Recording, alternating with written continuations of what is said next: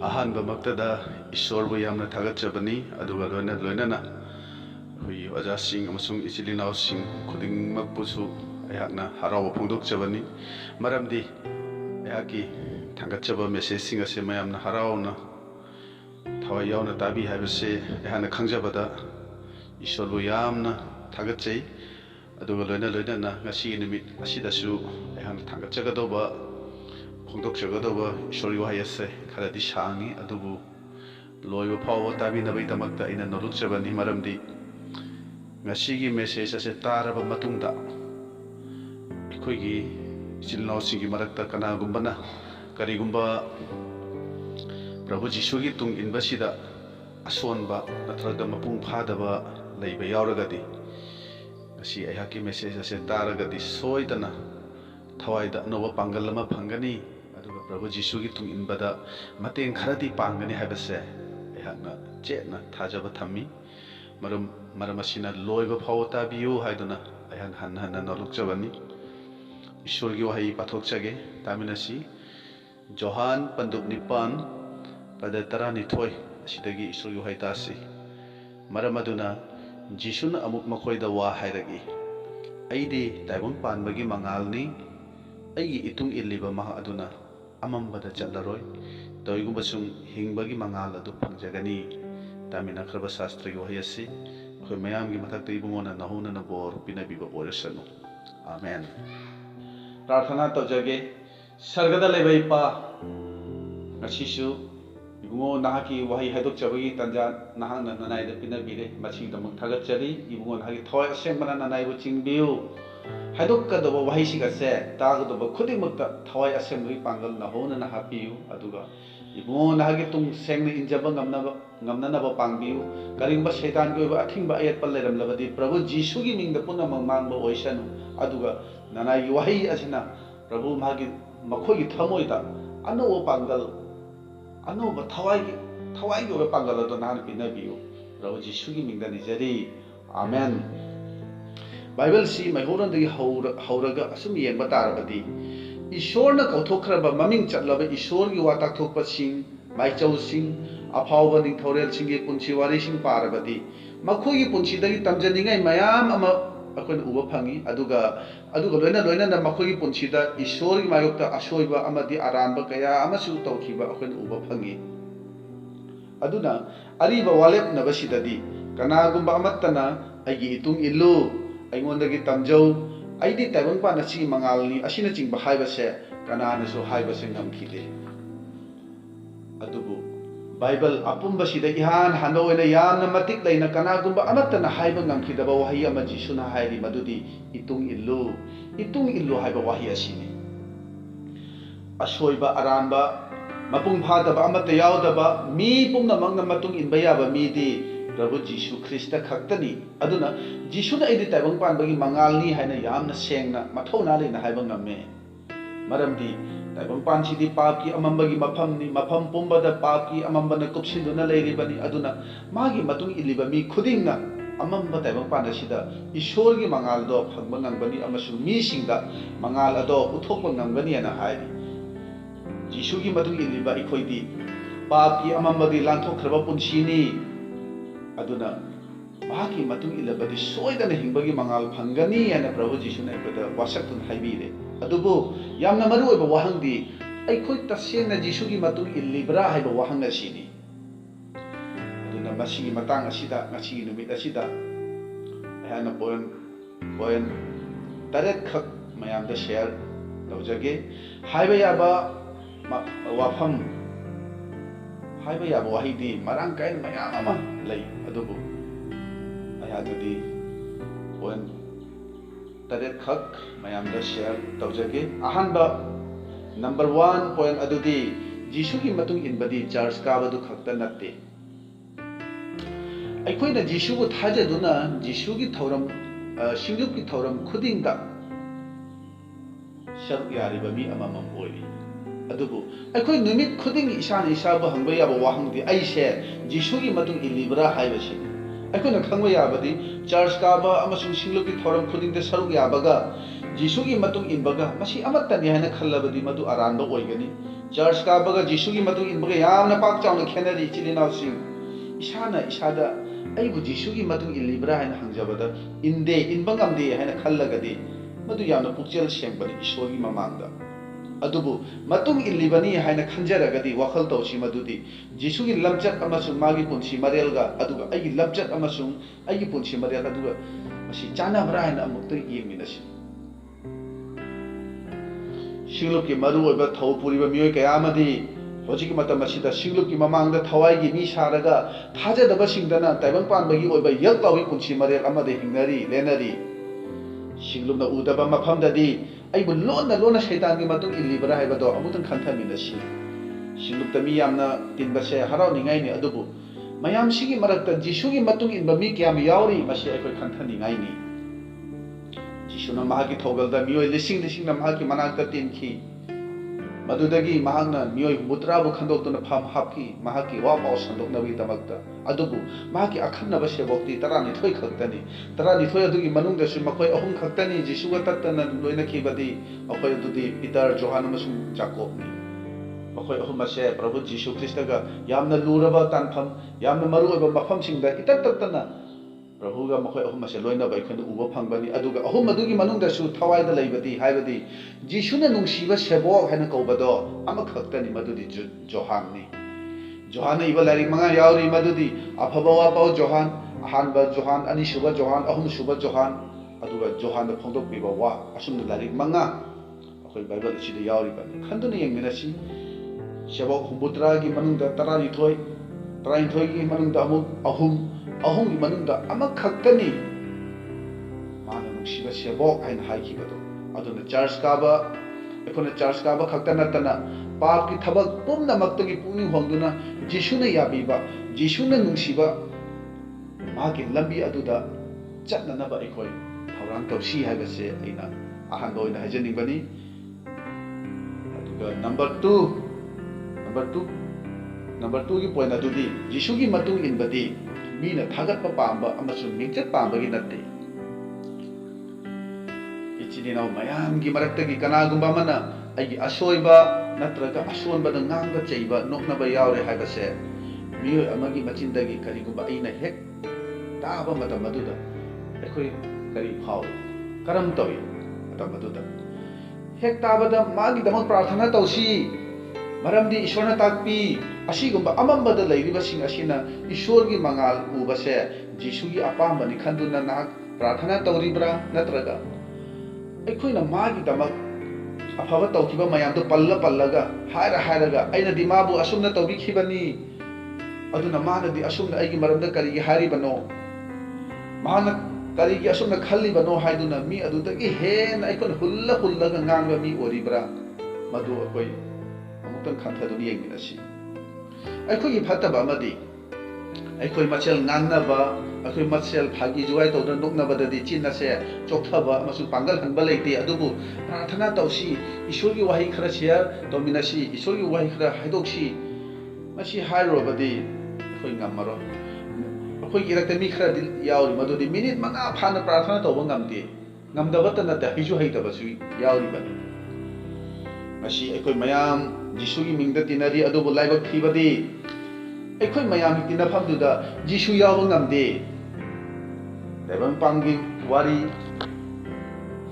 अमसुंग फत्तबा Phagi जुगाइना pick थल्ले मदुमक शैतानगी पामजबनी हाइबसिजु अखोई काउथोखरे अगी थाजबगी पुंसीदा असोइबा अवातना पिक थन्ना यावरिबनी अगी सिंगलुपगी असोनबना पिक थन्ना यावरि मसी मयाम सिबु थैदोकले हारगा मिगी मरमदा अखोई कामना ngangnariबनो अतो अमुक्ता खंथमिनसि चिलनावसिंग अखोइना कनागुंबा अमबु मागी दमक फानबता तौरिबा याय फानबता खल्लिबा अखोइबु मियोय अदुना अखोइबु अमुक मसक खंगतरबा अखोइगी तौरिमंदो मसक खंगद्रबदा अखोइना नुंसिदुरिबा मी अदुगी अखोइना अमुक येंगनबा ओइबा यावरगी माबु अखोइना थीना ngang चैबा अमुक अखोइसे हौरई मसीगुंबा सिदी करी हाइगेबु मीना आइबु थागतपा पांबा अफा सासनिंबा अफबा मीगी ममांग अफबा सासिनबा अदुगो मखल अमनी अफबा थबक तौरसु ꯑꯁꯤꯒꯨꯝꯕꯁꯤꯗꯤ ꯄꯥꯞꯇ ꯇꯥꯕ ꯊꯕꯛꯅꯤ ꯍꯥꯏꯕꯗꯣ ꯑꯩꯈꯣꯏ ꯈꯪꯃꯤꯟꯅꯁꯤ ꯃꯔꯝ ꯑꯁꯤꯅ ꯑꯩꯈꯣꯏ ꯑꯐꯕ ꯊꯕꯛꯇꯤ ꯇꯧꯁꯤ ꯑꯗꯨꯕꯨ ꯃꯗꯨꯒꯤ ꯃꯅꯥ ꯅꯠꯇ꯭ꯔꯒ ꯊꯥꯒꯠꯄꯗꯨꯗꯤ ꯏꯁꯣꯔꯗ ꯑꯣꯏꯅ ꯑꯩꯈꯣꯏ ꯑꯁꯥ ꯊꯝꯁꯤ ꯑꯩꯈꯣꯏꯅ ꯊꯥꯖꯔꯤꯕ ꯅꯨꯡꯁꯤꯔꯨꯔꯤꯕ ꯃꯤ ꯑꯗꯨꯅ ꯑꯩꯒꯤ ꯗꯔꯀꯥꯔ ꯇꯥꯕ ꯃꯇꯝꯗ ꯑꯩꯕꯨ ꯃꯁꯛ ꯈꯪꯗ꯭ꯔꯕꯗ ꯃꯗꯨꯗ ꯑꯩꯅ ꯋꯥꯔꯧꯔꯕꯗꯤ ꯏꯁꯣꯔ ꯊꯥꯖꯕꯗ ꯑꯩ ꯁꯣꯏꯔꯦ ꯃꯗꯨꯒꯤꯗꯃꯛ ꯑꯩꯅ ꯏꯁꯣꯔ ꯊꯥꯖꯕ ꯅꯠꯇꯦ ꯃꯔꯝ ꯑꯁꯤꯅ ꯕꯥꯏꯕꯜꯅ ꯍꯥꯏꯔꯤ ꯅꯪꯒꯤ ꯑꯐꯕ ꯊꯕꯛꯇꯣ ꯂꯧꯁꯤꯡ ꯂꯩꯅ ꯇꯧꯕ ꯑꯣꯏꯁꯅꯨ ꯍꯥꯏꯅ ꯍꯥꯏꯔꯤ ꯖꯤꯁꯨꯅ ꯑꯐꯕ ꯑꯃꯁꯨꯡ ꯑꯉꯛꯄ ꯊꯕꯛ ꯃꯌꯥꯝ ꯑꯃ ꯇꯧꯏ ꯑꯗꯨꯕꯨ ꯀꯅꯥꯗꯒꯤꯁꯨ ꯊꯥꯒꯠꯄ ꯄꯥꯝꯗꯦ मागी मिंचꯠꯀꯤꯗꯃꯛꯇꯁꯨ ꯅꯠꯇꯦ ꯑꯗꯨꯕꯨ ꯏꯁꯣꯔꯒꯤ ꯃꯇꯤꯛ ꯃꯉꯥꯜꯒꯤꯗꯃꯛꯇꯅꯤ ꯃꯗꯨ ꯑꯩꯈꯣꯏ ꯅꯤꯡꯁꯤꯡꯃꯤꯟꯅꯁꯤ ꯅꯝꯕꯔ 3 ꯄꯣꯏꯟꯠ ꯅꯝꯕꯔ 3 ꯗꯗꯤ ꯃꯇꯨꯡ ꯏꯟꯕ ꯍꯥꯏꯕꯗꯤ ꯖꯤꯁꯨꯒꯨꯝ ꯑꯣꯏꯌꯨ ꯍꯥꯏꯕꯅꯤ ꯖꯤꯁꯨꯅ ꯑꯩꯈꯣꯏꯗ ꯍꯥꯏꯔꯤ ꯃꯍꯥꯛꯀꯤ ꯃꯇꯨꯡ ꯏꯜꯂꯨ ꯃꯔꯝꯗꯤ ꯃꯍꯥꯛꯇꯤ ꯇꯥꯏꯕꯪ ꯄꯥꯟꯕꯒꯤ ꯃꯉꯥꯜꯅꯤ ꯑꯩꯈꯣꯏꯅ ꯈꯟꯊꯒꯗꯧꯕꯗꯤ ꯖꯤꯁꯨꯒꯤ ꯃꯇꯨꯡ ꯏꯟꯕ ꯍꯥꯏꯕꯁꯤ ꯀꯔꯤꯅꯣ ꯀꯔꯝꯅ ꯏꯟꯒꯗꯧꯕꯅꯣ ꯃꯇꯨꯡ ꯏꯟꯕ ꯍꯥꯏꯕꯁꯤꯗꯤ ꯃꯍꯥꯛꯀꯨꯝꯅ ꯑꯣꯏꯌꯨ ꯃꯍꯥꯛꯀꯤ ꯄꯨꯟꯁꯤ ꯃꯔꯦꯜꯗꯨ ꯇꯝꯖꯧ ꯃꯍꯥꯛ ꯈꯛꯇꯕꯨ ꯌꯦꯡꯉꯨ ꯃꯍꯥꯛꯀꯨꯝꯅ ꯍꯤꯡꯉꯨ ꯍꯥꯏꯅ ꯍꯥꯏꯔꯤꯕꯅꯤ ꯖꯤꯁꯨꯅ ꯇꯥꯏꯕꯪꯗ ꯂꯥꯛꯄꯁꯤ ꯀꯔꯤꯒꯤꯅꯣ ꯍꯥꯏꯅ ꯍꯪꯂꯕꯗꯤ ꯃꯤ ꯑꯌꯥꯝꯕꯅ ꯃꯍꯥꯛꯅ ꯑꯩꯈꯣꯏꯒꯤꯗꯃꯛ ꯀ꯭ꯔꯣꯁꯇ ꯁꯤꯕꯤ ꯍꯨꯝꯅꯤ ꯁꯨꯕꯗ ꯍꯤꯡꯒꯠꯈꯤ ꯆꯪꯅ ꯁꯔꯒ ꯀꯥꯈꯤ ꯑꯗꯨꯒ ꯑꯩꯈꯣꯏꯕꯨ ꯑꯃꯨꯛ ꯂꯧꯕ ꯂꯥꯛꯈꯤꯅꯤ ꯃꯍꯥꯛꯄꯨ ꯊꯥꯖꯕ ꯃꯤꯁꯤꯡꯅ ꯑꯔꯥꯟ ꯈꯨꯕꯝ ꯐꯪꯒꯅꯤ ꯃꯁꯤꯗꯤ ꯌꯥꯝꯅ ꯁꯦꯡꯕ ꯑꯗꯨꯕꯨ ꯌꯥꯝꯅ ꯑꯆꯝꯕ ꯋꯥꯐꯝ ꯑꯃꯅꯤ ꯃꯔꯝꯗꯤ ꯃꯁꯤꯗꯤ ꯑꯉꯥꯡ ꯐꯥꯎꯕꯅ ꯃꯁꯤ ꯈꯪꯕ ꯉꯝꯃꯤ ꯖꯤꯁꯨꯒꯤ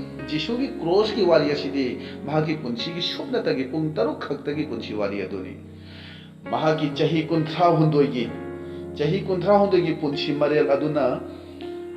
ꯑꯩꯈꯣꯏꯅ ꯇꯥꯏꯕꯪꯄꯥꯟꯗ ꯀꯔꯝꯅ ꯍꯤꯡꯒꯗꯒꯦ ꯍꯥꯏꯕꯗꯣ ꯇꯝꯕꯤꯔꯤꯕꯅꯤ ꯑꯩꯈꯣꯏꯗꯤ ꯖꯤꯁꯨꯒꯤ ꯇꯨꯡ ꯏꯟꯕꯅꯤ ꯍꯥꯏꯔꯒ ꯑꯩꯈꯣꯏꯒꯤ ꯄꯨꯟꯁꯤ ꯃꯔꯦꯜꯒ ꯖꯤꯁꯨꯒ ꯌꯥꯝꯅ ꯇꯥꯏꯑꯣꯟꯅꯕ ꯑꯣꯏꯔꯤ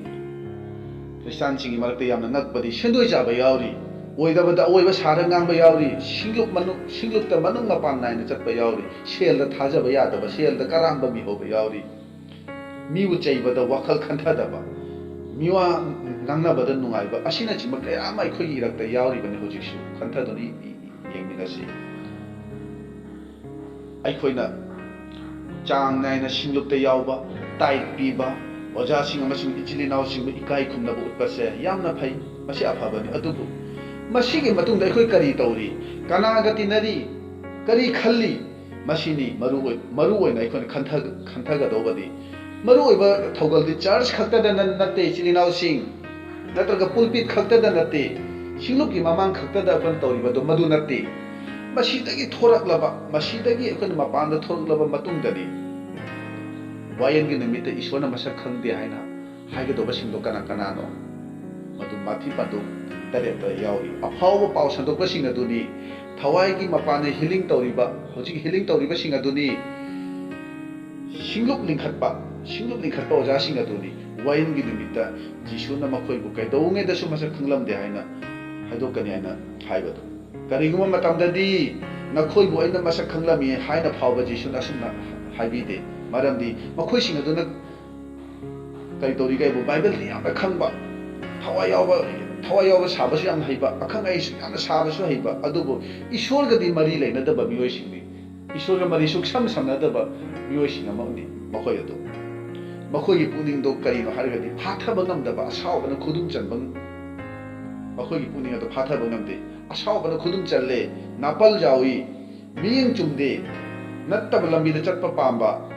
ꯑꯗꯨꯒ ꯁꯦꯜ ꯌꯥꯝꯅ ꯄꯥꯝꯒꯟꯕ ꯃꯤꯑꯣꯏꯁꯤꯡ ꯑꯗꯨꯅꯤ ꯃꯔꯝ ꯑꯁꯤꯅ ꯁꯤꯡꯂꯨꯞꯇ ꯊꯋꯥꯏ ꯌꯥꯎꯕꯒ ꯖꯤꯁꯨꯒꯤ ꯃꯇꯨꯡ ꯏꯟꯕꯒ ꯌꯥꯝꯅ ꯈꯦꯠꯅꯩ ꯍꯥꯏꯕꯁꯤꯅꯤ ꯑꯗꯨꯅ ꯋꯥꯈꯜ ꯇꯧꯁꯤ ꯑꯩꯈꯣꯏꯒꯤ ꯄꯨꯟꯁꯤ ꯃꯔꯦꯜꯗꯨ ꯖꯤꯁꯨꯒꯨꯝ ꯑꯣꯏꯕꯔꯥ ꯅꯠꯇ꯭ꯔꯒ ꯑꯩꯕꯨ ꯃꯤꯅ ꯍꯦꯛ ꯎꯕꯗ ꯖꯤꯁꯨꯒꯨꯝꯅ ꯎꯔꯤꯕ꯭ꯔꯥ ꯍꯥꯏꯕꯗꯣ ꯑꯩꯈꯣꯏ ꯑꯃꯨꯛꯇ ꯈꯟꯊꯃꯤꯟꯅꯁꯤ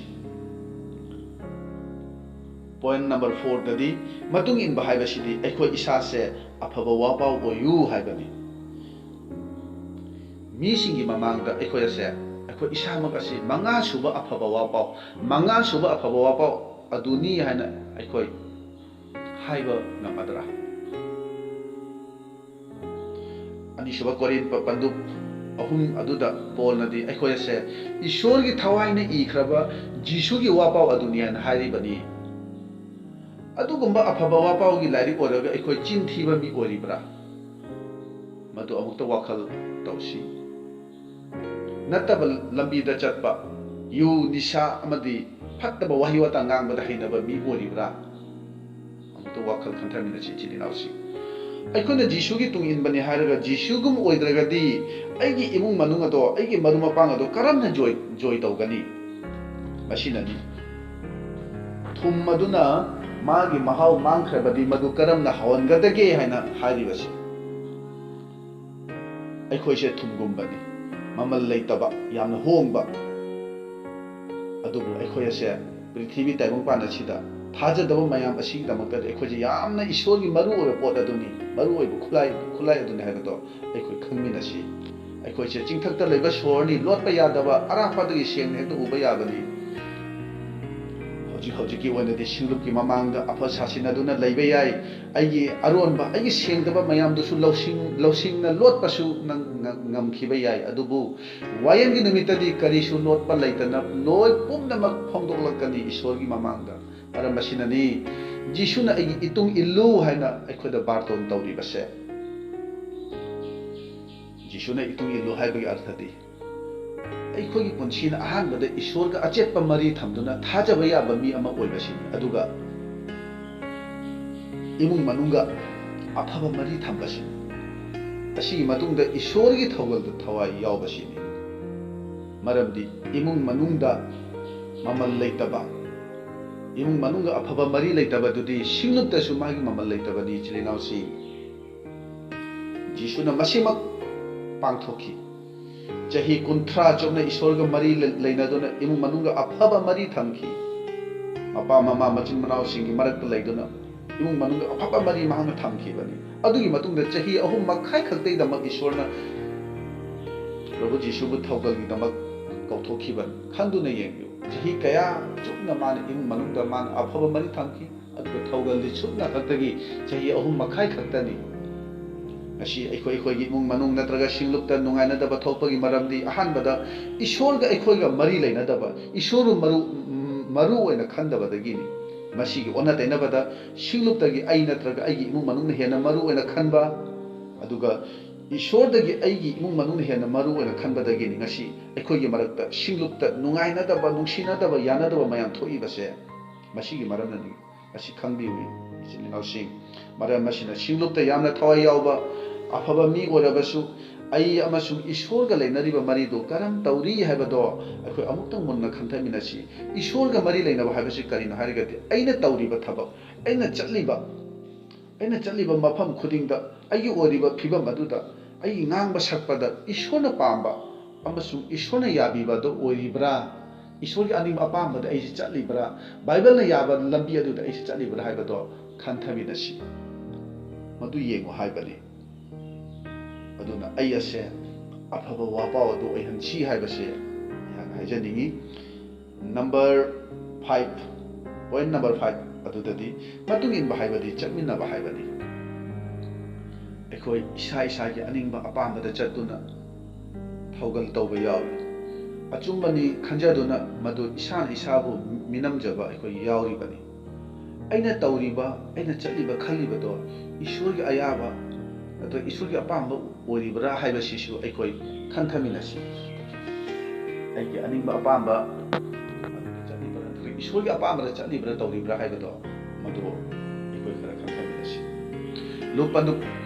ꯄꯟꯗꯨꯞ 10ꯗ ꯑꯩꯈꯣꯏꯅ ꯎꯕ ꯐꯪꯉꯤ ꯃꯗꯨꯗꯤ ꯃꯥꯔꯊꯥ ꯑꯃꯁꯨꯡ ꯃꯔꯤꯌꯥꯝꯒꯤ ꯌꯨꯝꯗ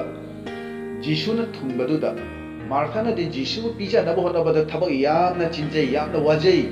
ꯑꯗꯨꯒꯤ ꯃꯔꯝꯅ ꯃꯅꯥꯎꯅꯨꯄꯤ ꯃꯔꯤꯌꯥꯝꯒꯤ ꯃꯊꯛꯇ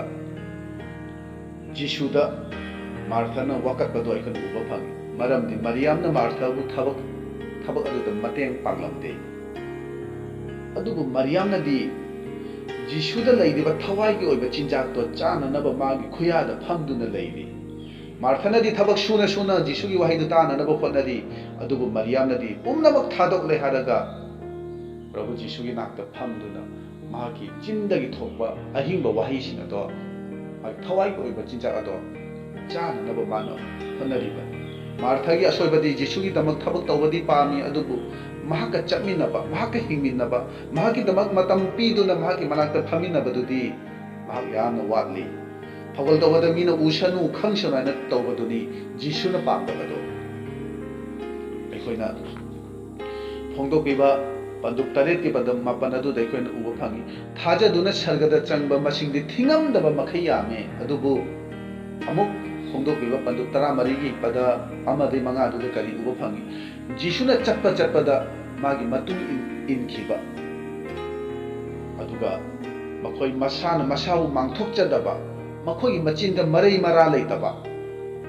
अदुगा अमक्पा मखोइ पुंसीदा अमक्पा लेतबसिंगना सर्गदा चंगबा मिगी मसिंगदि लाख अमगा लिसिंग निपु मरी खक्तनी हैना फोंदोकिबसिदा मेक्सिंगनो उब फंगबनी जिसुगा चटमिनबा हाइबदी महागुमना थवाई तोनबा महागुमना पुनिंग तप्पा हाइबनी चिलिनाउसी अदुना इतुंग इल्लु हाइबसिदी अइंगोंदे इतत तत्तना लैरो अइगा मरी थम्मु अइंगोंदगी तमजौ अइगुमना ओइनबा तौरो हाइना जिसुना हाइरिबनी ख्रिस्तानदी यामना लैरे चिलिनाउसिंग अदुबु मागा चटमिनबा मागी दमक्ता मतम पीदुना साखी पीनबा मीगी मसिंगदी यामना वाटली मसी अचौबा अखोई असोइबदुनी जिसुना तौगनु हाइबसिंदु तौदबा ngamba जिसुना येंगनु हाइबसिंदु येंगदबा ngamba अदु तौरो चलो हाइबसिंग अदुददी अइगी मिंगचा थीरबसु अइगी ओइजबा मांगलबसु मीना अइबु नोकनरबसु तौबा ngamba चटपा ngambaduni जिसुगी मतुंग इनबा हाइबसे जिसुना ईश्वरगी मतिक मंगाल फोंदोकपगम अइनसु जिसुगी मतुंग इन्दुना जिसुगी मतिक मंगाल फोंदोकतुना मागी अनिंगबा अपामबदा चटपा ngamnanaba अइखो होनामिनसि Number 6 point adudi point number 6 adudadi matung in bahai basidi midagi henna ishor ga wari sana bahai bani jisugi matung in ge khallabadi wa yamna ngangan banataduna wa khaji khakta khara likna ngang basu ko tamsi maramdi wa yamna ngangan basigi asoba yamna leibani jisugi wa yamna ngangan dabagi matangda ai khara haijage adudi jisugi yamna phajaba ming khara leini madudi madi lambi aduni madi mangal aduni madi afaba yaw shelbani madi hingba amasu kiratba ahuba amasu aroiba asumana haiba leini adu jisugi atopa maming khara leini madudi magu misina kari haina kawi sengdaba thawai na loina ba papi singi maru puk chauba yu ngauba aduga अतोपा ममिंग अमना लानादुना पोका मचा असुमना माहाकु कौखिबन असुमना माहाकु missing ngangnakhiban असुमना माहाकु Meena थीना चैबा Meena नोकनबा मतमदा करिसु खुमदे मीगा मानदे Chinda पौदानादे जिसुगी ख्वाइदगी हेना तमजनिंगाइदि मिंगोंदा वा यामना nganगदे अदु ईश्वरगदि इतत तत्तना माहाक वारी सानखिबनी चिलिनाउसिंग पाप चेनबा मीना मागी थमोय अदुबु काहल्लबा मागी थमोय अदुबु सोहल्लबा मतम अदुददी मदु फनबगी दमक मपागी मनाक्ता महाना हेक्ता चटखिबनी अदुबु ngasiगी ओना तेनबदा अखोइदि मीना चेरक्लबदा मीना नोकनरबदा खुदक्ता पाउखुम पिदुना चैबा नत्रगा मी अतोपदा तमथोक्तुना मीदुबु थीना ngangnabase ngasiगी क्रिस्तान सिंगी लिचत क्रिस्तान सिंगी हाइनबी अदो ngasi अखोइगी इरक्ता ओइदिबन अदुगुमे चिलिनाउसे अखोइगी मरक मरांग काइना याउरिबन अंगकपदि थाजब अखोइगी पुंसियासे ईश्वरदा ngajaदुना हाइदोकचदुना खंगहलबदि प्रार्थना ओइरे अदुगु मिगोंदा तमथोक्लुरबदि मीबु थीना nganगबा मीबु चैबा ओइना थोइ मिगोंदा ओइरगदि कॉम्प्लेन नत्रगा मुरुम सोनबने ना लवी अदुगु ईश्वरदा ओइरगदि प्रार्थना हाइबदो ओइरिबनि अदुगा अमुक्सु अखोइसे मया मरक्ता याउरबसु याउदबगुम ओइबसु अखोइ तमसी अथीबा वाहिना ngangnaba चैनबा मतमदा फत्तबा फागी जुगाय पुथोक्तुना तौरक्पा अदुगुम मतमदु ईश्वर याउदबा मवोंगदा मयामना लेरक्पा मतमददि अखोइ पुनिंगदा कना खंगहंदना प्रार्थना तौबसु अखोइ तमसी मसी अखोइना प्रभु जिसुगी पुंसीदा अखोइना उबा फंगबनी अदुदि करायदना हारिगदि जिसुना लाजरबु हिंगाथंबदा अखोइना मदु उइ जिसुना लाजरबु हिंगालमदाइगी मतमदुदा असुमना हरावबा फोंदोइ मदुदि इपा इबुंगोना अइगी हाइजबा ताबिरे हाइदुना अइना इबुंगोबु थागतचै असुम हाइना हेक्ता माहना हाइदोꯛꯄ ngambani जिसुना मागी सेवक तरानी थोइगा लोइनना लाजर की मनाक ताना लंबीदा लापदा प्रार्थना तौबदो सेवकसिना उदे मखोइना खंगदे मसीगी पुंसी असिने अखोइना ओइगदौबसी अखोइना सिंगलुकते याउरिबसे मसीगी पुंसी असे ओरकनबगिनी मसी नत्तदुना ताइबंपानबगी अतोपा कानदबा वारी मयाम अमा पुसिल्ले हारगा थवाइबो सोंथानबा याबा थवाइबो थेमतोकबा याबा वारी नत्र करिगुंबा अखोइगी सिंगलुकतगी कानबा फंगनबगी वाखलदा अखोइना सिंगलुकते याउगदौबा नत्ते मदु आराम उनिंगनि अदुना वायनबा मतमदा जिसुना इबु मसक खंगबा मी ओइननबा वाखल खल्लिबा मी अदो जिसुगी मतुंगदा सेंगना इल्लिबा ख्रिस्ताननी अखोइगी पंथुंगदी मीना मसक खंगबीबा मीना इकाई खुमनबुटपदो नत्ते अदुबु अखोइगी मपान जिसुबु अतोपा थाजदबसिंगना थागतपा अमसुंग जिसुबु मसक खंगबीबदोनी मदु अखोइगी पांदमनी मदु अखोइगी वाखललोन अदो ओइगदोबनी अदुना अखोइना कनागुंबा याम अफावबा मिक्चत लैबा मी अमगी मनाक्ता चटलगा मागी मरमदा बायोडाटा मागी पुंसी वारीना चिंबा हाइदोक्तुना माहाकु फजना थागतपिरबदा माहाक यामना हरावगनी अदुबु अइबु माहाकना मसक खंगदबा ओइरबदी नाहाक कनानोने इबुगो हाइना अखोइ हंगकपा याबनी मदु अखोइ निंगसिंगमिना सि खंथमिनासि चिलिनावसिंग जिसुबुदी महाकु चैरबदा करिसु खुमखिदे नोकनारबदा अमसुंग इकाइबा पीरबदा मदुगी मायुक्ता मान करिसु खुमखिदे असुमना जिसुना वा ngang ईश्वरबु येंगदुना तुमिन्ना खांगखिबनी अदुगा मैहोरन पंदुक निफुमाथोदसु एखन उबा फंगी जोसेफसु वा अमत्ता ngang मयामबसिंगी मरक्ता यामना तोना लैखी अदुबु याबीबा मतमदा ईश्वरना याबीबा मतमदा महाकु मयामबसिंगी मरक्तगी थोइदोक हेंदोकना थांगतखिबनी चिनावसि मसी ईश्वरगा वारी सानादुना ईश्वरदा इतत ततना लैबगी मही अदुनी अखोइ मीगी याइफनबा तौबा ngamdaba अखोइदी मीगी फत्तनबा मांगनबसु अखोइ ngangnaroi अदुगा अमु आइदी अचुंबनी आइदी अफबनी का हाइदुना अतोपसिंग फोंदोकपसु अखोइ तौरोइसि अदुबु जिसुगी मतुंग इंदुना मागी मतौ तबदुना पुंसी लेननबा अखोइ होनसि मसिननी बाइबलना पांगलनबा मागी पांबों खादा नोलुकना लैवाना हाइबदो थाजबनी हाइदुना ngasi ख्रिस्तान ओइबा मीदी यामना लैरे अदुबु जिसुगी मतुंग इनबा जिसु माननबा चटपा मी अदुदी खुद थेतुना मसिंग थीबा यारी होजिकसु वायनबा मतमदा ईश्वरना अखोदी येंगदोबदो अखोगी ताइबंग पुंसीना हिंगलिङैदा जिसुगी लमचत अमसु मागी पुंसी मरेलदु मागी पुंसी मरेल अदुदा चलकपरा हाइबदोनी ईश्वरना अखोइदगी येंगदोबदो अतै थोइदोकपा ताइबंपान नांग कई तौरई मदु क्या मरु नति अखोगी पुंसी असेना जिसु ख्रिस्टगी मतिक मंगाल फोंदोकपा अदुगो पुंसी ओइब्रा हाइबदो मानी येंगदोरी ताइबंपानबगी करिगुमा आशा अमगा लोइनना जिसुगी मतुंग अखोइ इनगदोबा नति कानाद्रबा ताइबंपानसिगी अमसु मीसिगी वारीदा पुंसीबु चयतनाहनबा नत्तना थवाइगी लंबीसिदा इतत ततना ईश्वरगा वारी सानादुना जिसुगी मतुंग इननबा अखोइ होनसि अरोइबा पॉइंट नंबर 7 अदुदी मतुंग इनबदी ताबदा यांगबा ngangbada tappa सावबदा tappa हाइबदु लोक पंदोक तरामाथो अदुदा अखोइना उबा फंगबा वारी अमा लै नोंमा जिसुना वा पाउ कन्ना संदोलिङैदा मियाम मरक्तगी नुपी अमना लेखतुना जिसुबु थागतुना हाइरगी मदुदी नंगबु पोक्चबी नुपीदु याइफबिनी अदुगा नंगना थक्लंबा खो मदु याइफबिनी हाइना अदुबु जिसुनादी ईश्वरगी वाहिसे तारगा इल्लिबा मी अदुना हेना याइफबनी हेना खुमखी मयामगी मरक्ता नुपीदुना जिसुबु थागलकपदो जिसुना पामदे हराउदे अदुबु नुपीदुगी पुकनिंगना वाहिदुबु तादबा लौसिनदबदो जिसुना पामदे मदुमान हराउदे नुपीदुनादी संदोकलिबा वाहिदु ताबगी महुत्ता जिसुबु येंगदुना मागी मौंग मतौ अदुबु येंगदुना लैरमी मदु जिसुना खंगबगी मरमननी वाहिदु तारगे इनबदुना हेन याइफबनी याना खुमखिबा दुना अखोइ दिने संगिम मनुंग फामली बाइ खोसे ईश्वरगी ममांग फामलीबने हाइबदो अखोइ मतम चुबदा निंगसिंगमिनासि मसी खंगदबसिंगनदी निंगना संगी मियामगी मरक्ता ꯐꯝꯕ ꯑꯣꯏꯔꯕꯁꯨ ꯄꯨꯛꯅꯤꯡꯗꯗꯤ ꯇꯥꯏꯕꯪꯄꯥꯟꯕꯒꯤ ꯋꯥꯈꯜ ꯄꯨꯝꯅꯃꯛ ꯍꯥꯏꯕꯗꯤ ꯏꯃꯨꯡ ꯃꯅꯨꯡꯒꯤ ꯁꯦꯜ ꯊꯨꯝꯒꯤ ꯃꯔꯤ ꯃꯇꯥꯒꯤ ꯑꯅꯥ ꯑꯌꯦꯛꯀꯤ ꯁꯥꯎꯅꯈꯤꯕꯒꯤ ꯄꯦꯟꯗꯕꯒꯤ ꯋꯥꯐꯝ ꯃꯌꯥꯝ ꯑꯃ ꯈꯜꯂꯦ ꯍꯥꯏꯔꯒ ꯂꯩꯕꯒꯤ ꯃꯔꯝꯅ ꯏꯁꯣꯔꯒꯤ ꯋꯥꯍꯩꯗꯣ ꯃꯈꯣꯏꯒꯤ ꯄꯨꯛꯅꯤꯡꯗ ꯃꯈꯣꯏꯒꯤ ꯊꯃꯣꯏꯗ ꯆꯪꯗꯦ, ꯄꯨꯛꯅꯤꯡꯗꯁꯨ ꯏꯁꯣꯔꯅ ꯊꯕꯛ ꯇꯧꯕ ꯉꯝꯗꯦ. ꯑꯗꯨꯒꯨꯝꯕ ꯃꯤꯗꯨꯗꯤ ꯅꯤꯡꯅ ꯁꯪꯗ ꯇꯥꯏꯝ ꯄꯥꯁ ꯇꯧꯕꯒ ꯆꯞ ꯃꯥꯟꯅꯒꯅꯤ. ꯑꯗꯨꯒ ꯁꯩꯇꯥꯟꯅꯁꯨ ꯑꯗꯨꯒꯨꯝꯕ ꯃꯤ ꯑꯗꯣ ꯊꯦꯝꯗꯣꯛꯄꯗ ꯌꯥꯝ ꯂꯥꯏꯅ ꯊꯣꯛꯏ ꯍꯥꯏꯕꯗꯣ ꯑꯩꯈꯣꯏ ꯈꯪꯃꯤꯟꯅꯁꯤ. ꯑꯗꯨꯒ ꯑꯃꯨꯛ ꯃꯥꯔꯛꯀꯤ ꯄꯟꯗꯨꯞ 9ꯒꯤ ꯑꯗꯨꯗ ꯑꯩꯈꯣꯏꯅ ꯄꯤꯇꯔꯒꯤ ꯃꯇꯥꯡꯗ ꯑꯩꯈꯣꯏꯅ ꯋꯥꯔꯤ ꯑꯃ ꯎꯕ ꯐꯪꯏ. ꯃꯗꯨꯗꯤ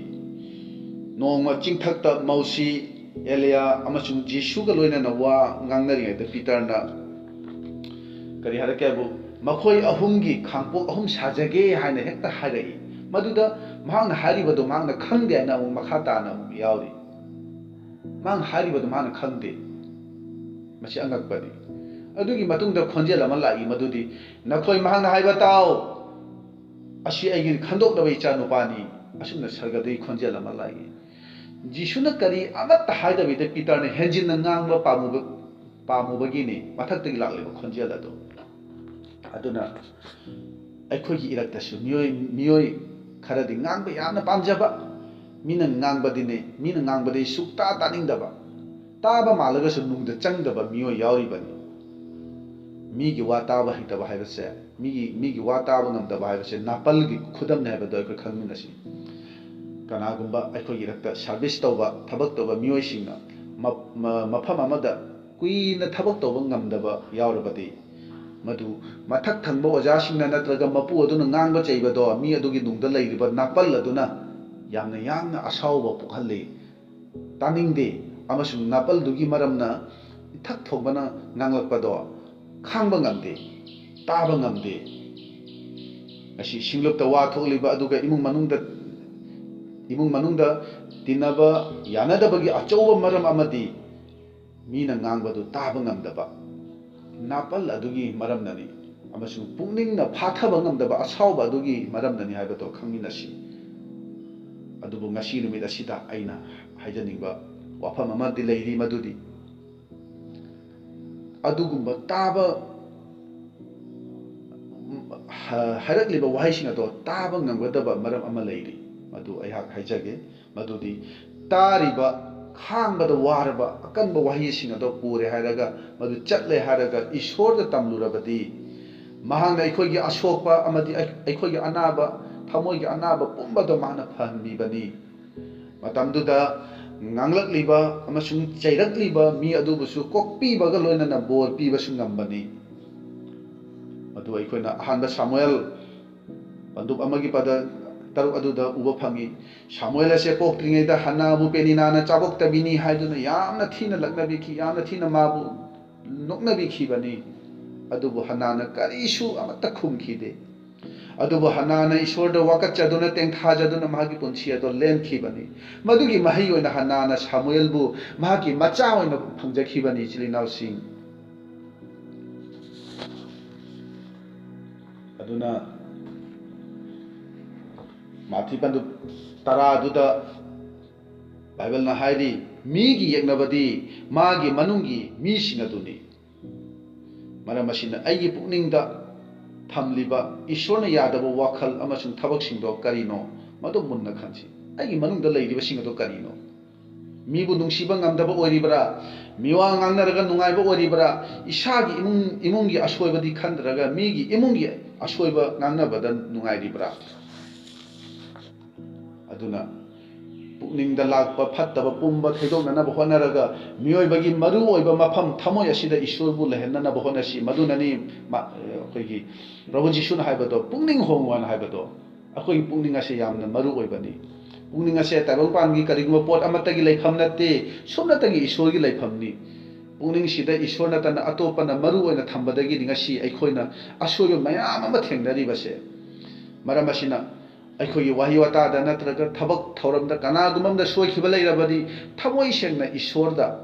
ꯑꯃꯁꯨꯡ ꯃꯤ ꯑꯗꯨꯗ ꯉꯥꯛꯄꯤꯅꯅꯕ ꯑꯩꯈꯣই ꯊꯃꯣꯏ ꯁꯦꯡꯅ ꯍꯥꯏꯖꯁꯤ. ꯃꯁꯤꯅꯤ ꯑꯩꯈꯣꯏꯒꯤ ꯄꯨꯟꯁꯤꯅ ꯏꯁꯣꯔꯕꯨ ꯃꯔꯨ ꯑꯣꯏꯅ ꯈꯟꯖꯕ ꯑꯃꯁꯨꯡ ꯃꯔꯨ ꯑꯣꯏꯕ ꯃꯐꯝ ꯄꯤꯗꯨꯅ ꯖꯤꯁꯨꯒꯤ ꯃꯇꯨꯡ 인ꯕ ꯍꯥꯏꯕꯗꯣ ꯃꯁꯤꯅꯤ. ꯃꯁꯤ ꯑꯁꯦꯡꯕ ꯈ꯭ꯔꯤꯁꯇꯥꯟꯒꯤ ꯈꯨꯗꯝꯅꯤ. ꯏꯆꯤꯜ ꯏꯅꯥꯎꯁꯤꯡ, ꯑꯗꯨꯅ ꯑꯔꯣꯏꯕ ꯑꯣꯏꯅ ꯑꯃꯨꯛꯇꯒ ꯍꯟꯅ ꯑꯩꯍꯥꯛꯀꯤ ꯄꯣꯏꯟ 8 ꯑꯗꯣ ꯃꯌꯥꯝꯗ ꯍꯥꯏꯗꯣꯛꯆꯒꯦ ꯅꯝꯕꯔ 1 ꯄꯣꯏꯟ ꯑꯗꯨꯗꯤ ꯖꯤꯁꯨꯒꯤ ꯃꯇꯨꯡ ꯏꯟꯕꯁꯦ ꯆꯔꯆ ꯀꯥꯕꯗꯨ ꯈꯛꯇ ꯅꯠꯇꯦ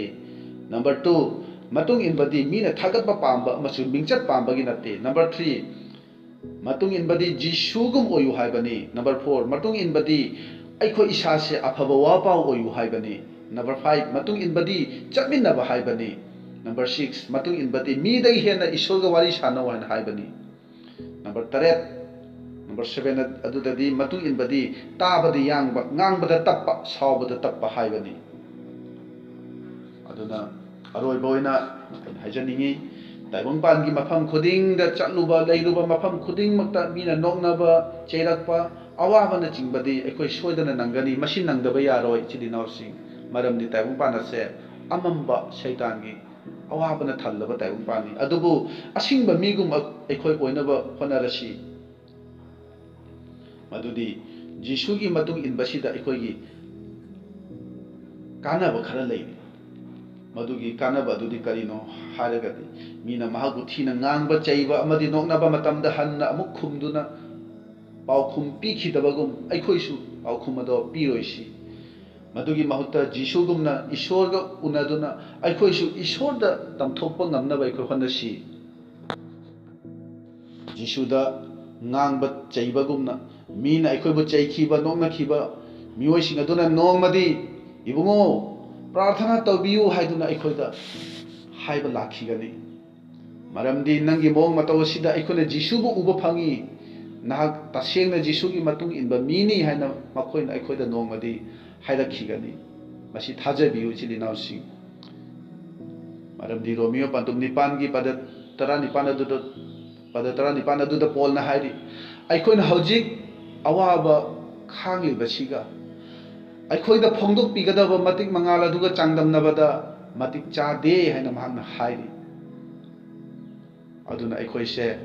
जिसुगी मतुंग इल्लिबा जिसुगी महुत छिल्लिबा मीने हाइबसे अखोइ मतम पुंबदा अखोइ निंसिंमिनसि मरम असिना अखोइना ताइबंपान असिदा यामना कन्ना वापाव संदोकपदगिदि अखोइगी पुंसीदगी मीना जिसुबु उबसिना हेना मरु ओइरिबनी आइना संदोकलिबा ईश्वरगी वापावदुगुमना आइगी पुंसीना ओइबा नत्रगा आइना चटपा ngamdragadi आइना तौरिबा थौगलदुना नोंगमदि आइ इसामक असे ईश्वरगी अयोल अरांदा ताबनी हाइबदो अखोइ खंगमिनसि अहानबा कोरिन्थियोगी पंदुप मरी अदुगा फिलिपिया पंदुप अहुम अदुदा पोलना असुमना हाइरि आइगी इतुंग इल्लु आइंगोंदगी तमजौ मरमदि आइना जिसुगी मतुंग इल्ली हाइना महांगना हाइखिबनी अदुना नंगना कनागी मतुंग इल्ली ताइबंपानबगी मतुंग इल्लिब्रा नत्रगा जिसु माननबा मागी मतुंग इंदुना अमंबा ताइबंपान असिगी मंगाल ओइरिब्रा नंगोंदगी मीसिंगना हिंबगी मंगाल अदु फंगलिब्रा अमुक्तंग मुन्ना वाखल तौबियु तामिनख्रबा वाहि खरसे दाजरिबा इखोइ पुम्नमकी मथक्ता थावai असंबगी पांगल फंगजादुना जिसुगी मतुंग इनबा ngamnanaba ईश्वरना बोर पिनबिबा ओरसनु आमेन।